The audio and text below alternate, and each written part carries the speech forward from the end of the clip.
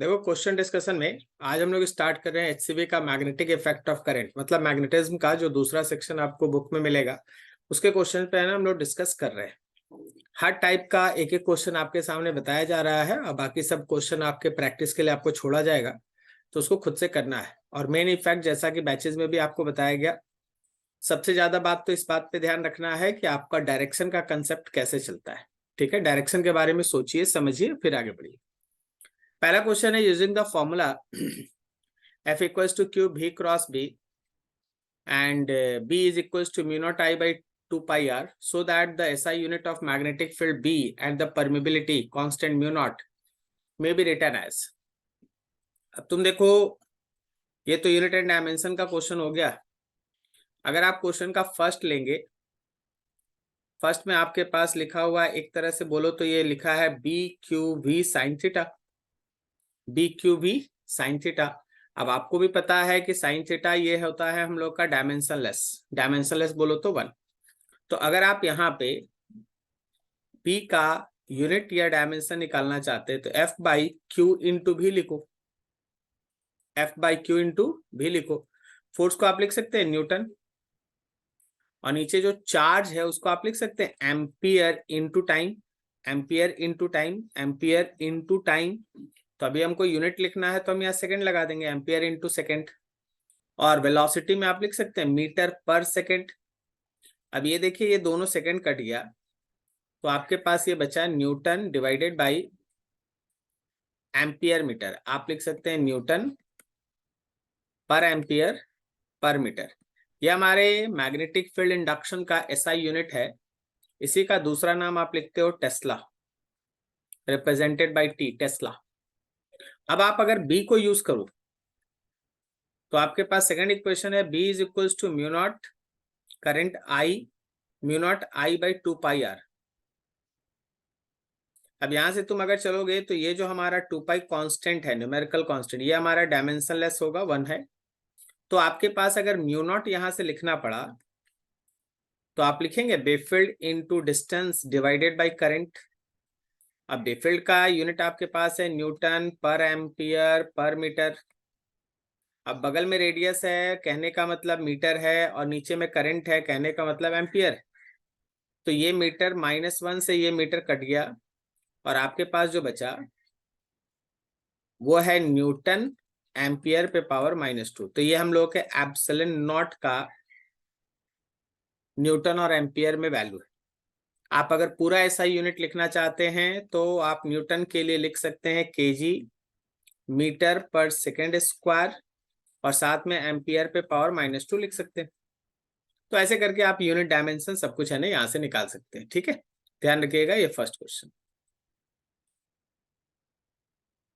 Question number 2 लिखा है long straight wire carrying a current of 1 ampere is placed horizontally in a uniform magnetic field.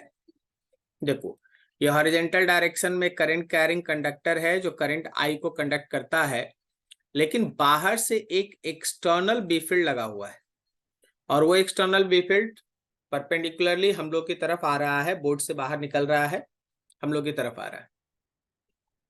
Find the magnitude of resultant magnetic field at a point P and Q, both situated at a distance 2 cm from the wire। देखिए, आप external B field को थोड़ी देर के लिए भूल जाइए। आप लोग सबको पहले ये सोचिए कि जो मेरे पास करंट कैरिंग कंडक्टर है उसकी वजह से पी पॉइंट पे मैग्नेटिक फील्ड किधर होगा। तो आप करंट के डायरेक्शन में ऐसे फिंगर करके देखिए, हम बार बार आपको समझाते हैं कि जो मेरा वीडियो आपको दिखाई देता है वो मिरर इमेज होता है। हम तो वैसे अपने तरीके से ठीक पकड़े हैं, मेरा थंब जो है वो करंट के डायरेक्शन में है, लेकिन आपको दिखेगा उल्टा। ठीक है, तो थोड़ा ध्यान रखना कि आप है ना थंब को करंट के डायरेक्शन में करो, फिंगर का कर्लिंग मोशन देखो। जब आप फिंगर के कर्लिंग मोशन को देखेंगे तो करंट की वजह से जो भी फील्ड है वो पी पॉइंट पे बाहर आएगा और क्यू पॉइंट पे वही बी फील्ड अंदर जाएगा। आप अपना फिंगर लगा के चेक कर लीजिए, करंट उधर है, और जब आपका फिंगर घूमेगा तो पी पॉइंट पे बाहर आएगा और क्यू पॉइंट पे अंदर जाएगा, पी पॉइंट पे बाहर आएगा, क्यू पॉइंट पे अंदर जाएगा। ठीक है, अब तुम गौर करना, अगर पी पे देखोगे तो जो मेरे करंट का बी फील्ड है और जो मेरा एक्सटर्नल बी फील्ड है दोनों बाहर है। तो जब आप एट पी बात कीजिएगा तो आपके बीनेट के लिए दोनों का सम होगा, करंट का B field, current carrying straight wire का, और एक्सटर्नल बी फील्ड, इन दोनों का सम होगा। करंट कैरिंग स्ट्रेट वायर का बी फील्ड, इनफाइनाइट वायर का बी फील्ड होता है mu naught by 4 pi 2i by r, और बी एक्सटर्नल तुम्हारे क्वेश्चन में मेंशन है। तो बस इन दोनों का वैल्यू निकाल के जोड़ दीजिए तो आपको पी पॉइंट पे बी फील्ड मिल जाएगा। लेकिन अगर आप क्यू पॉइंट पे बात करेंगे एट क्यू, तो आप देखिएगा कि बी एक्सटर्नल बाहर है। देखो ये बी एक्सटर्नल कैसा है, बाहर है, लेकिन बी जो हमारे करंट कैरिंग कंडक्टर का वो तो अंदर है। तो ऐसे केस में अगर आप बी नेट निकालेंगे तो दोनों बेफील्ड, करंट का बेफील्ड और जो एक्सटर्नल बेफील्ड है, इन दोनों का सब्सट्रैक्शन आपको आंसर देगा। वेक्टर एडिशन करना है भाई, और वेक्टर एडिशन का सिंपल मतलब होता है कि अगर सेम डायरेक्शन में है तो जोड़ो, और अगर अपोजिट डायरेक्शन में है तो सब्ट्रैक्ट करो। तो इस तरीके से आपको चलना है, ठीक है। बाकी आप कैलकुलेशन कर लीजिएगा, देख लीजिएगा।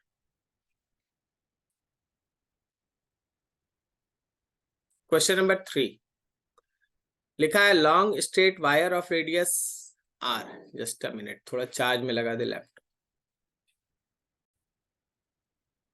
तो लिखा है long straight wire of radius R carries a current, एक minute just, carries a current I, carries a current I and is placed horizontally in a uniform magnetic field B pointing vertically upward. The current is uniformly distributed over its cross section. At what point will the resultant magnetic field have maximum magnitude? What will be the maximum magnitude? What will be the minimum magnitude of the resultant magnetic field? देखो अब ये straight wire जो है उसका खुद का radius दिया है। अगर हमारे स्ट्रेट वायर का खुद का रेडियस दिया है, इसका मतलब ये एक थिक वायर है, थिक वायर जिसमें आपको थिकनेस क्रॉस सेक्शन के बारे में सोचना है। तो थिक वायर के केस में आपको पढ़ाया गया है जैसे वैसे हम आपके सामने रख रहे हैं। सबसे पहले मान के चलो कि आपके पास एक थिक वायर है,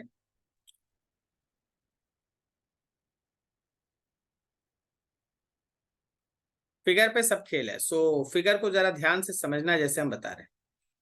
ये मेरे पास थिक वायर है, ये इसका बड़ा सा क्रॉस सेक्शन है, लेफ्ट से राइट की तरफ इसमें करंट फ्लो कर रहा है, मान लो ये डायरेक्शन है हमारे करंट का। Through out cross section, through out cross section, through out wire ये करंट है ना फ्लो कर रहा है, पूरे क्रॉस सेक्शन में ये करंट डिस्ट्रीब्यूटेड, पूरे क्रॉस सेक्शन में ये करंट डिस्ट्रीब्यूटेड। जब पूरे क्रॉस सेक्शन में ये करंट डिस्ट्रीब्यूटेड है तो आपसे बोला जा रहा है कि अगर इस पूरे सिस्टम को हम एक एक्सटर्नल मैग्नेटिक फील्ड में रख दें, और वो एक्सटर्नल मैग्नेटिक फील्ड कहता है कैसा है, लिखा है uniform magnetic field B pointing vertically upward, ऊपर की तरफ, ऊपर की तरफ पॉइंटिंग वर्टिकली अपवर्ड।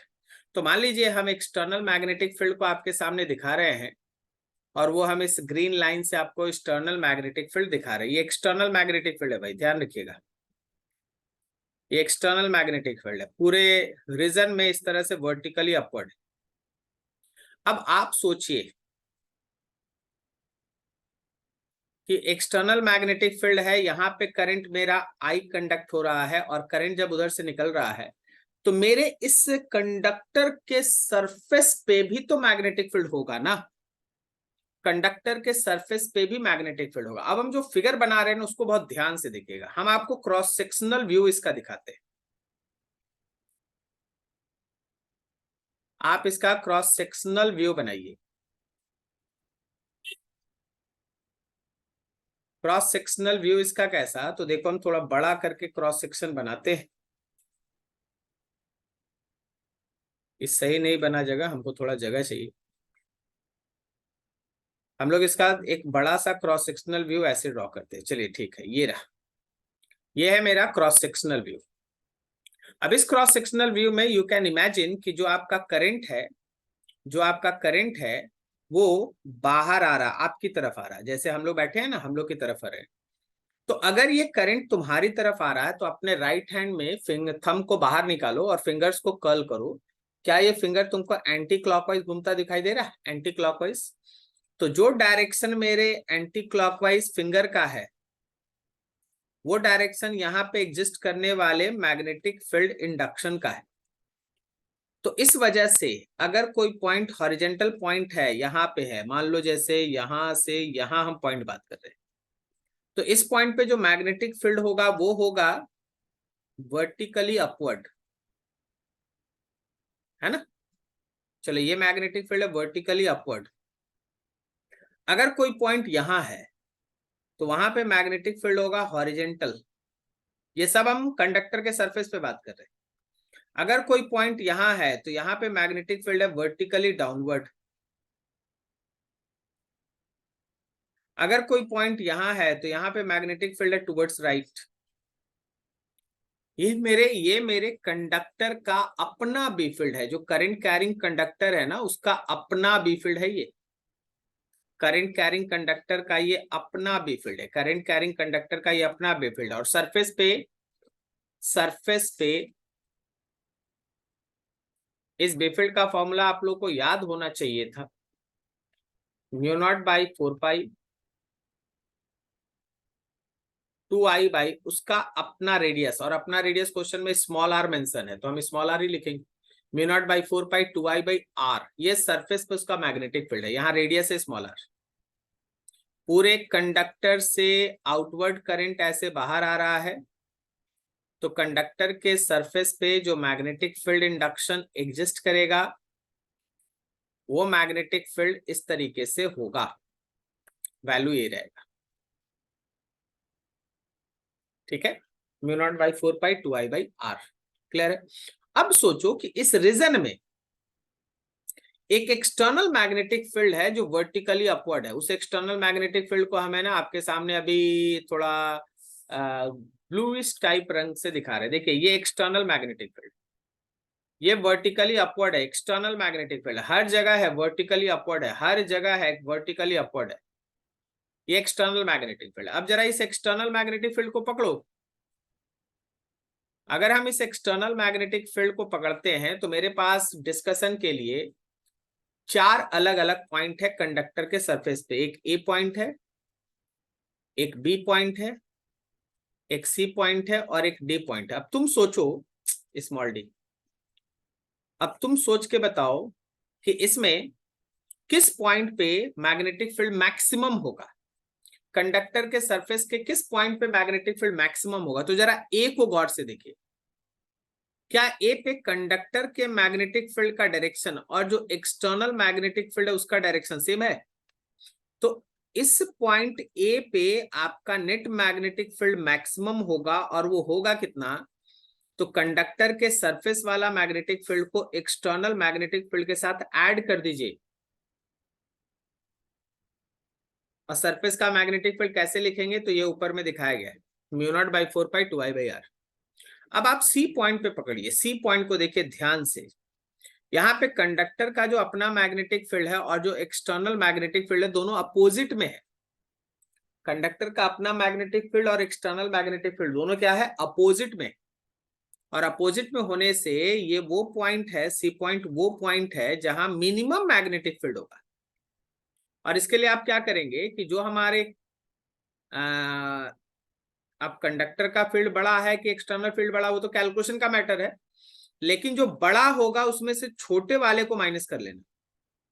तो ये तुमको नेट बी फील्ड बता देगा मिनिमम। तो मिनिमम कहाँ है भाई, इस सी पॉइंट पे है। और मैक्सिमम कहाँ है, ए पॉइंट पे। थोड़ा सोचो बी और डी पे क्या हो रहा है। बी और डी पॉइंट को अगर ध्यान से देखिएगा ना तो ये वो पॉइंट्स है जहां मैग्नेटिक फील्ड कंडक्टर का और एक्सटर्नल फील्ड दोनों एक दूसरे पे 90 बनाता है।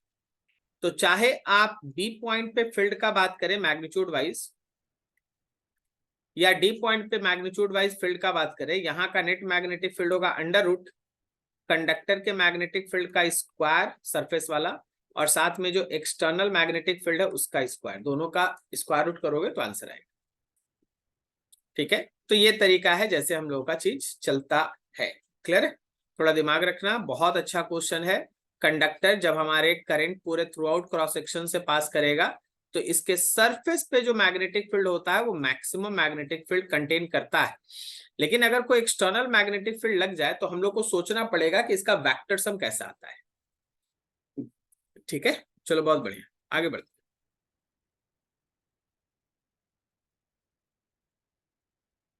Question number 4, figure shows two parallel wires separated by a distance of 4 centimeter and carrying equal current of 10 ampere along opposite direction.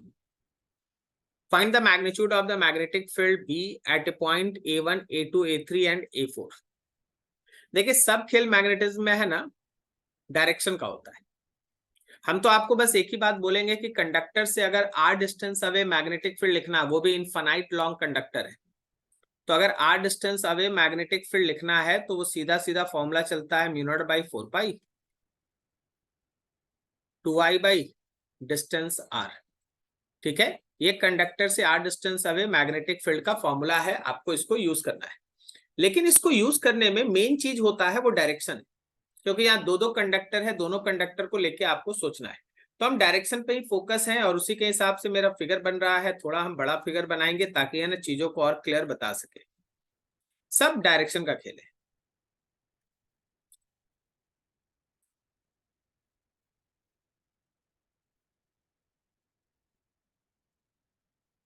आप ऐसा मान लीजिए कि इस स्ट्रेट लाइन के ऊपर यहाँ पे एक कंडक्टर है जो करंट I1 को कंडक्ट करता है, प्लेन के परपेंडिकुलर अंदर जा रहा है, और यहाँ एक कंडक्टर है जो करंट I2 को कंडक्ट करता है। वैसे तो क्वेश्चन में दोनों करंट का वैल्यू सेम है, लेकिन हम नाम इसलिए लिख दिए ताकि आप इसके मैग्नेटिक फील्ड को समझ सके कि किसका भी फील्ड अंदर है, किसका भी फील्ड बाहर है, डायरेक्शन। अगर आप डायरेक्शन और डिस्टेंस देख के चलिएगा तो यहां से लेके यहां तक का दूरी क्वेश्चन में 4 सेंटीमीटर है, फिर यहां से लेके मिडिल तक का एक डिस्टेंस होगा, और फिर एक और डिस्टेंस है जो यहां से लेके है ना यहां तक का है। मतलब क्योंकि हमको 3 पॉइंट दिख रहा है इसलिए हम ऐसे 3 पॉइंट के लिए 3 डिस्टेंस बना रहे हैं। फिर एक पॉइंट हमको लेफ्ट में भी दिखाई दे रहा है, ये वाला A1, A1। ठीक है, तो A1 भी 2 सेंटीमीटर पे है, तो ये यहाँ। तो अभी थोड़ा सा डिस्टेंस को देखो और समझो। देखिए एग्जैक्टली इन द मिडिल एक पॉइंट है A3, यहां पे एक पॉइंट है A2, यहां पे एक पॉइंट है A1। सही है, ये पूरा का पूरा डिस्टेंस क्वेश्चन में 4 सेंटीमीटर दे रखा है।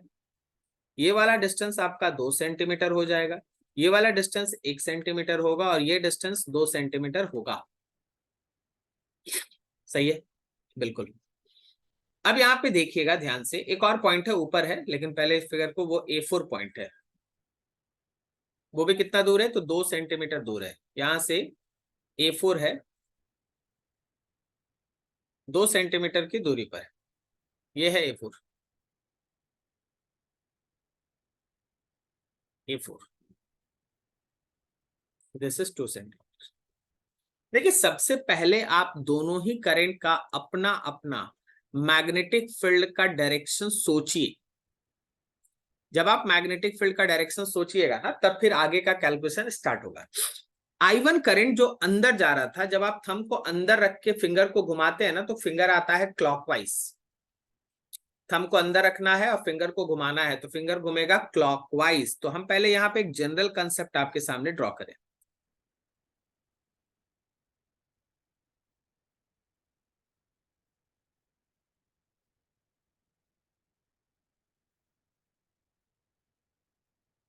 देखो ऐसे, इसमें तुम क्लॉकवाइज सेंस में रोटेशन रखना। जब तुम इसमें क्लॉकवाइज सोचोगे ना, तो तुम मैग्नेटिक फील्ड का डायरेक्शन देखना।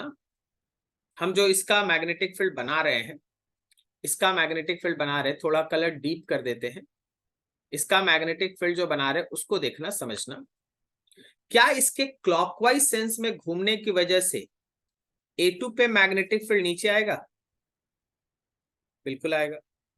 अच्छा, A3 पे भी मैग्नेटिक फील्ड नीचे आएगा? बिल्कुल आएगा। क्या A1 पे मैग्नेटिक फील्ड ऊपर की तरफ होगा? हाँ होगा। सही है। क्लॉकवाइज घुमाओ तो A2 पे मैग्नेटिक फील्ड नीचे आएगा, A3 पे मैग्नेटिक फील्ड नीचे आएगा, A1 पे मैग्नेटिक फील्ड ऊपर आएगा। करेक्ट है सर। A4 नहीं बनाए, उसको बाद में बनाएंगे। अब आ जाओ I2 पर। I2 का करंट जो है वो बाहर आ रहा था, I2 का करंट बाहर आ रहा था, तो बाहर आने वाले करंट की वजह से अगर आप यहां पे सर्कल बनाते हैं, देखो इधर ड्रॉ करना, उधर जा रहा है,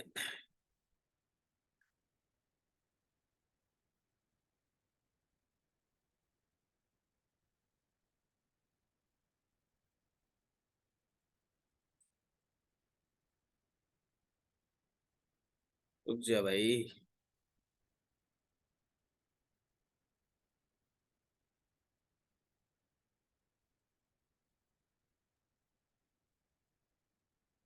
ये A2 है, अब जैसे बन रहा बना देते हैं। हाँ करेक्ट। इसमें करंट को अगर तुम बाहर लोगे ना, बाहर, तो फिंगर तुम्हारा एंटी क्लॉकवाइज घूमेगा, फिंगर तुम्हारा एंटी क्लॉकवाइज घूमेगा, कुछ इस तरीके से।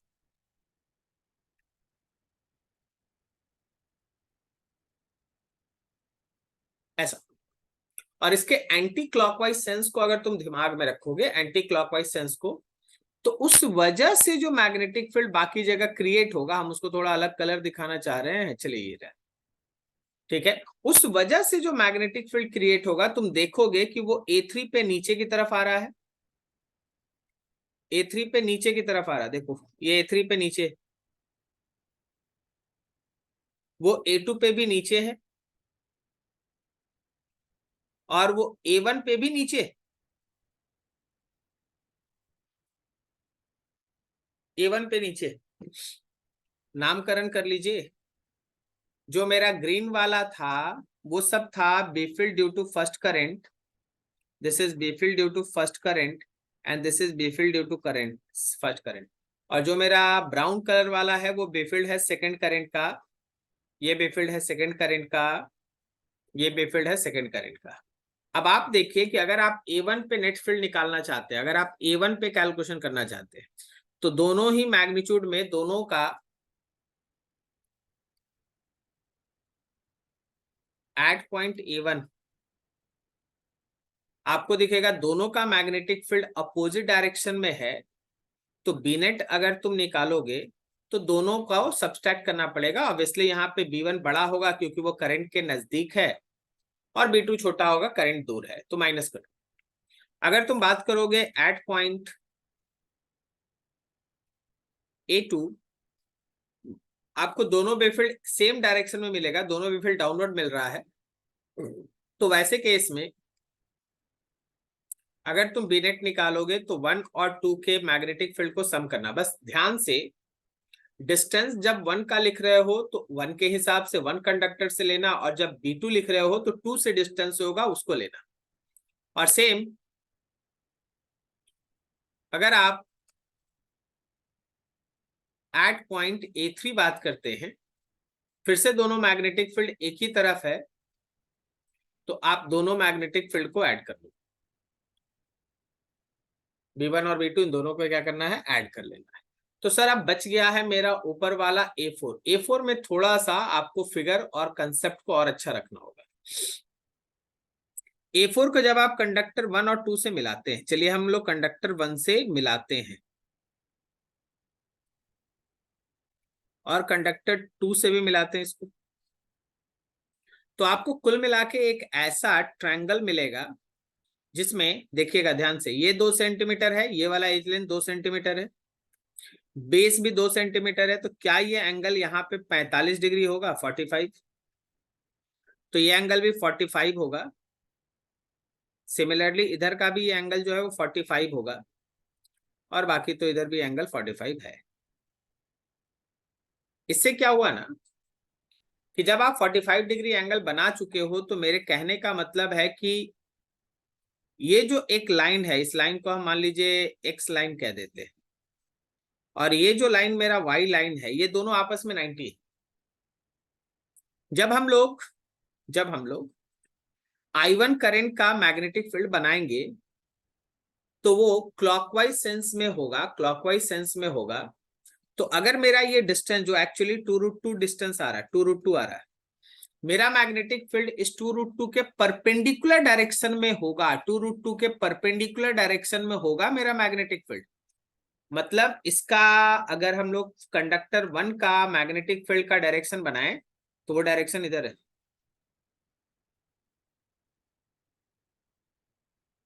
और उसी तरह अगर कंडक्टर I2 का मैग्नेटिक फील्ड का डायरेक्शन बनाएं एंटी क्लॉकवाइज सेंस को पकड़ के तो वो इधर है।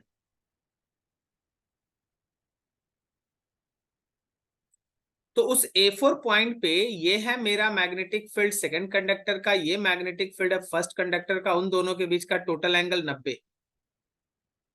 तो इस A4 पॉइंट पे जो मेरा बी नेट एग्जिस्ट करेगा ना, वो होगा रूट अंडर B1 का स्क्वायर और B2 का स्क्वायर, और जिसमें B1 और B2 तुम लेना तो डिस्टेंस के लिए 2√2 सेंटीमीटर का सहारा लेना, क्योंकि कंडक्टर से जो डिस्टेंस है वो 2√2 है। तो इस तरह का क्वेश्चन मैग्नेटिज्म में बस आपको इसलिए परेशान कर पाता है क्योंकि आप डायरेक्शन पे थोड़ा और कमांड अच्छे से रखो, तभी ये क्लियर हो पाएगा। बाकी सब कुछ है ना एकदम सिंपल चलता है, कोई बहुत बड़ा कैलकुलेशन नहीं होता। देखो हर जगह फॉर्मूला तो यही यूज है, B equals to mu naught by 4 pi 2I/r।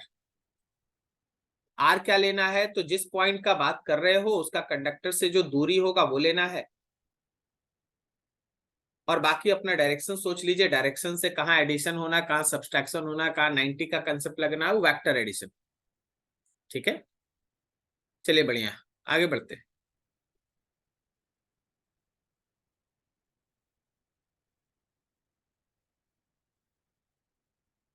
Question number 5, figure shows a long wire bent at the middle to form a right angle. Show that the magnitude of the magnetic field at point P, Q, R and S are equal and find the magnitude. P, Q, R, S। देखिए हम conductors का नाम लिख रहे हैं 1 और 2। अब आप किसी भी पॉइंट पे अगर बेफील्ड लीजिएगा ना, बी नेट अगर आप लीजिएगा तो ये बेफील्ड किसी भी पॉइंट पे दो कारण से होगा। एक कंडक्टर 1 का बेफील्ड होगा और एक कंडक्टर 2 का बेफील्ड होगा, और दोनों का आपको एडिशन करना है। बस आपको ये सोचना है कि कौन सा बेफील्ड कहाँ एग्जिस्ट करेगा और कहाँ एग्जिस्ट नहीं करेगा। जब आप मैग्नेटिक फील्ड का नेट वैल्यू P पे लेते हैं तो याद रखिए कि P पे 2 का मैग्नेटिक फील्ड 0 होगा। रीजन, 2 का लाइन ऑफ एक्शन P से गुजरता है, तो कोई भी ऐसा करंट कैरिंग कंडक्टर जिसका लाइन ऑफ एक्शन किसी पॉइंट से गुजरता है उस पॉइंट पे उसका मैग्नेटिक फील्ड नहीं होता। बहुत बार आप पढ़ चुके। तो P पॉइंट पे जो मैग्नेटिक फील्ड होगा वो B1 के कारण होगा, B2 के कारण नहीं होगा। अब आगे बढ़ो, अगर हम तुमसे पूछे Q पॉइंट पे मैग्नेटिक फील्ड, तो क्या देखो, तो Q जो है वो मेरे 1 के लाइन ऑफ एक्शन पे है। अगर Q 1 के लाइन ऑफ एक्शन पे है तो 1 का मैग्नेटिक फील्ड 0 है, तो वहां जो भी मैग्नेटिक फील्ड होगा वो 2 का होगा। अब इसी तरह तुम अगर R पॉइंट पे बात करोगे तो R को जरा गौर से देखो, क्या वो मेरे 2 के लाइन ऑफ एक्शन पे है। 2 के लाइन ऑफ एक्शन पे है तो 2 का मैग्नेटिक फील्ड 0 होगा, मैग्नेटिक फील्ड 1 का होगा। और इसी तरह अगर आप S का बात करोगे तो S देखो 1 के लाइन ऑफ एक्शन पे है तो वहां मैग्नेटिक फील्ड 2 का होगा। Is this clear? और ये जितना भी मैग्नेटिक फील्ड है ना, सब सेमी इनफाइनाइट वायर का कंसेप्ट है। जो भी बचा है वो सेमी इनफाइनाइट वायर का कंसेप्ट है। तो सेमी इनफाइनाइट वायर के हिसाब से mu naught by 4 pi I by distance from the point, and distance is according to your question, बस कुछ भी लेके चलना है। सपोज इसका रेडियस है ना, आप A ले लो तो डिस्टेंस A होगा, ये चारों में होगा। तो चारों ही पॉइंट पे मैग्नेटिक फील्ड इक्वल है, चारों ही पॉइंट पे मैग्नेटिक फील्ड इक्वल है। हाँ, अगर डायरेक्शन भी आप मेजर करेंगे तो डायरेक्शन में थोड़ा ऊपर नीचे हो सकता है, लेकिन मैग्नीट्यूड सबका क्या है, सेम है। सबका मैग्नीट्यूड सेम है, सबका मैग्नीट्यूड सेम है। हाँ, डायरेक्शन चलेगा। बताओ तो जरा ध्यान से, P पॉइंट पे मैग्नेटिक फील्ड का डायरेक्शन क्या है, तो सर ये बाहर है। क्यू पॉइंट पे मैग्नेटिक फील्ड का डायरेक्शन क्या है, तो वो अंदर है, क्यू पॉइंट पे मैग्नेटिक फील्ड अंदर है। आर पॉइंट पे मैग्नेटिक फील्ड किधर है, तो अंदर है। फिर एस पॉइंट पे मैग्नेटिक फील्ड किधर है, तो बाहर है। ठीक है, तो ऐसे ही आप अपना राइट हैंड में फिंगर्स को कर्ल करके उसको आराम से निकाल सकते हैं। थोड़ा और आगे बढ़िए।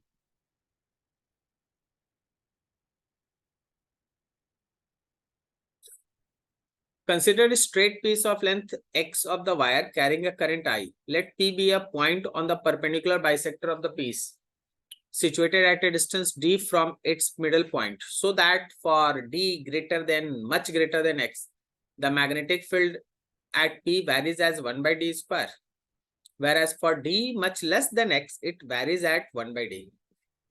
सबसे पहले तो एक जनरल कंसेप्ट, जनरल फॉर्मूला लाओ मैग्नेटिक फील्ड का। जनरल फॉर्मूला मैग्नेटिक फील्ड का, ये मान लीजिए आपके पास एक करंट कैरिंग कंडक्टर है। इसमें आपका इस डायरेक्शन में करंट फ्लो कर रहा है। ये करंट कितना है, तो आई। आपके पास जो पॉइंट है वो परपेंडिकुलर बाइसेक्टर पे है। परपेंडिकुलर बाइसेक्टर पे कोई एक पॉइंट है पी। अगर ये पॉइंट पी परपेंडिकुलर बाइसेक्टर पे है तो आप जैसे पहले पढ़े हैं, कंडक्टर के ऊपर वाले एंड से इसको मिलाइए, एक एंगल बनेगा। फिर इसको कंडक्टर के नीचे वाले पॉइंट से मिलाइए, एक एंगल बनेगा। और बिकॉज ये परपेंडिकुलर बाइसेक्टर है तो दोनों एंगल सेम होगा। क्वेश्चन बोला है कि इस पूरे कंडक्टर का जो लेंथ है वो एक्स लेना है। इस पूरे कंडक्टर का जो लेंथ है उसको क्वेश्चन के हिसाब से आपको एक्स लेना है। तो जो आधा हिस्सा होगा वो x/2 होगा, फिर ये आधा हिस्सा x/2 होगा, और ये डिस्टेंस क्वेश्चन में डिमेंशन। तो परपेंडिकुलर बाइसेक्टर पे जो मैग्नेटिक फील्ड का इक्वेशन हम लोग थ्योरी में पढ़ रखे हैं उसको सीधा यूज करेंगे। हम लोग ऐसा पढ़े हैं कि B field on perpendicular bisector is equals to mu naught by 4 pi 2 I sine phi divided by ये आर। ये जो हम लोगों का आर होता है, आर नहीं, ये जो हम लोग का डी है वो डी रहेगा वहां पर। अब जरा फिगर में देखो, साइन फाई का वैल्यू क्या है, तो साइन फाई का वैल्यू है mu naught by 4 pi 2 I। Sine phi को फिगर के हिसाब से देखें तो can we say that perpendicular by hypotenuse. Perpendicular में x/2 है और हाइपोटेनस में स्मॉल r है। नीचे यहाँ पहले से मौजूद है d। सो हमारे इस बिफील्ड का वैल्यू हो गया म्यू नॉट बाई 4 पाई, ये 2 से ये 2 कटा तो ये आ गया है अभी तक I x by d into small r. I x by d into small r. थोड़ा सा वहां पे पाइथागोरस थ्योरम यूज करें तो mu naught by 4 pi I dot x by d, और जहां आर है, जहां आर है, can we say that it is d square plus x by 2 का square which is x square by 4 का square root. तो ये मेरा एक जनरल मैग्नेटिक फील्ड का इक्वेशन आ चुका। अब हमको इसको स्पेशल केसेस के हिसाब से बदलना है। केस 1 में हमको लेके क्या चलना है, तो केस 1 में हमको लेके चलना है कि आपका जो डिस्टेंस है वो x से काफी बड़ा है। आपका जो d है वो x से काफी बड़ा है। अगर आपका d x से काफी बड़ा है तो जहां आप D square plus x square by 4 लिख रहे हैं उसमें आप एक्स स्क्वायर बाई 4 को नेग्लेक्ट करके केवल डी स्क्वायर लिख सकते हैं। तो आप इस इक्वेशन 1 को, ये इक्वेशन 1 है, आप इस इक्वेशन 1 को थोड़ा मॉडिफाई करके लिखिए। सो इक्वेशन 1 बिकम्स, तुम्हारा इक्वेशन 1 हो जाएगा कि that B field will be equals to mu naught by 4 pi. ठीक है, म्यू नॉट बाई 4 पाई को थोड़ा छोटा कर ले, mu naught by 4 pi I dot x नीचे पहले से डी था, अब ब्रैकेट में केवल डी स्क्वायर होगा और उसका रूट होगा। तो इसको अगर आप सॉल्व करेंगे तो ये mu naught by 4 pi I dot x by नीचे क्या डी स्क्वायर आ रहा है, डी स्क्वायर आ रहा है। तो आप देख पा रहे हो कि जो मैग्नेटिक फील्ड है वो 1/d² के साथ प्रोपोर्शनल है। यही प्रूफ करना था, यही प्रूफ करना कि जब तुम्हारा डी एक्स से काफी बड़ा होगा, अगर डी तुम्हारा एक्स से काफी बड़ा है तो मैग्नेटिक फील्ड जो है वो डिस्टेंस के स्क्वायर के साथ इनवर्सली, डिस्टेंस के स्क्वायर के साथ इनवर्सली है। अब क्वेश्चन में बी पार्ट भी बोला, बी पार्ट क्या बोला, बोला कि इस बार आप एक्स को डी से काफी बड़ा लें। अगर आप एक्स को डी से काफी बड़ा लेंगे तो जहां आप D square plus x square by 4 ले रहे थे, इस बार आप डी स्क्वायर को नेग्लेक्ट कीजिएगा और ये वैल्यू आपका एक्स स्क्वायर बाई 4 आएगा केवल। तो ऐसे केस में आपका इक्वेशन 1 हो जाएगा, that B will be equals to mu naught by 4 pi I dot x, नीचे डी था और यहाँ पे आप एक्स स्क्वायर बाई 4 का रूट लिखोगे। तो आप जब इसको सिंप्लीफाई करोगे then that b will be equals to mu naught by 4 pi I dot x divided by d dot x by 2। ये x x कटा, ये 2 ऊपर चला गया, तो equation is mu naught by 4 pi 2i by d। इस बार तुमको मिला कि that magnetic field is proportional with 1/d। यही चीज आपको समझना है। क्वेश्चन इसी चीज को वेरीफाई करने के लिए आपको शुरुआत से बोल रहा है, जरा गौर से देखो क्वेश्चन। क्वेश्चन में लिखा है कि show that D is much greater than x होगा तो field is proportional with 1/d², और अगर डी छोटा होगा एक्स से तो वैसे केस में 1/d। तो पहले हम लोग जनरल कंसेप्ट डेवलप किए, जनरल फॉर्मूला डेवलप किए, जनरल फॉर्मूला इक्वेशन 1 में आपके सामने आ गया। अब हम लोग केस 1 लिए जहां डी को एक्स से काफी बड़ा लिए। जब हम लोग डी को एक्स से काफी बड़ा लिए तो सिंप्लीफाई करने के बाद आपके पास इक्वेशंस तैयार हो गया जिसमें बी प्रोपोर्शनल 1/d² है। और सेकंड केस में हम लोग x को d से काफी बड़ा लिए, तो वैसे केस में जब हम लोग इसको सिंप्लीफाई किए तो आपको मिला b is proportional with 1/d। ठीक है, ये रहा तुम्हारे पास क्वेश्चन। क्लियर है?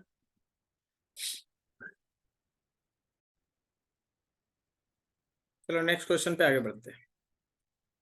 देखा, long straight wire carries a current I, let B1 be the magnetic field at point P at a distance d from the wire। Consider a section of length L of this wire such that the portion P lies on a perpendicular bisector of the section.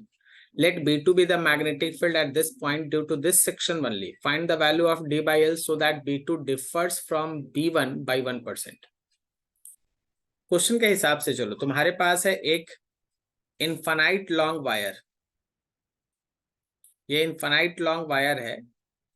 इस infinite long wire में current चल रहा है I, और इस infinite long wire में wire से D distance away, wire से डी डिस्टेंस अवे कोई एक पॉइंट है।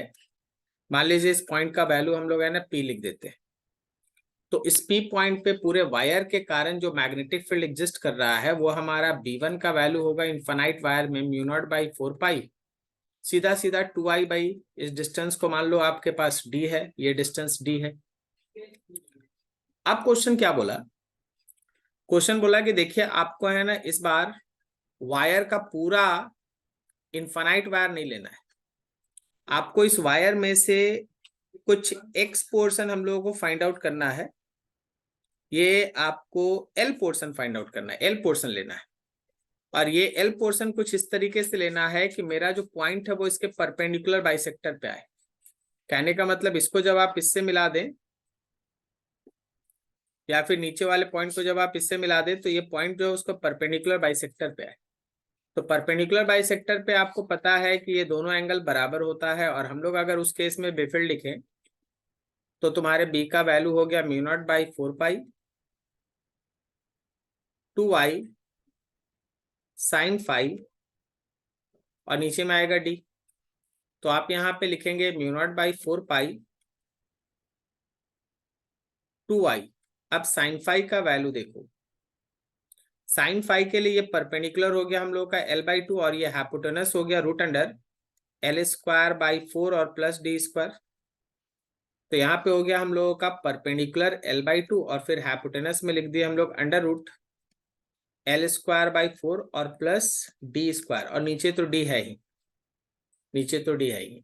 अब देखिए, अब आप इसको थोड़ा सिंप्लीफाई कर लीजिएगा, आप दोनों में सोच के बताइए तो कौन सा बिफिल्ड बड़ा होगा। पूरे infinite wire, infinite long wire जिसमें करंट आई फ्लो कर रहा है, उसके कारण जो बिफिल्ड है वो बड़ा होगा, या फिर जो हम लोग B2 निकाले हैं L पोर्शन की वजह से वो बिफिल्ड बड़ा होगा। तो ऑब्वियसली आपका जो B1 है वो बड़ा होगा B2 से, और अगर हमारा B1 बड़ा है B2 से तो अकॉर्डिंग टू क्वेश्चन आपको ये दिखाना है कि B1 और B2 के बीच का जो डिफरेंस है वो 1% है।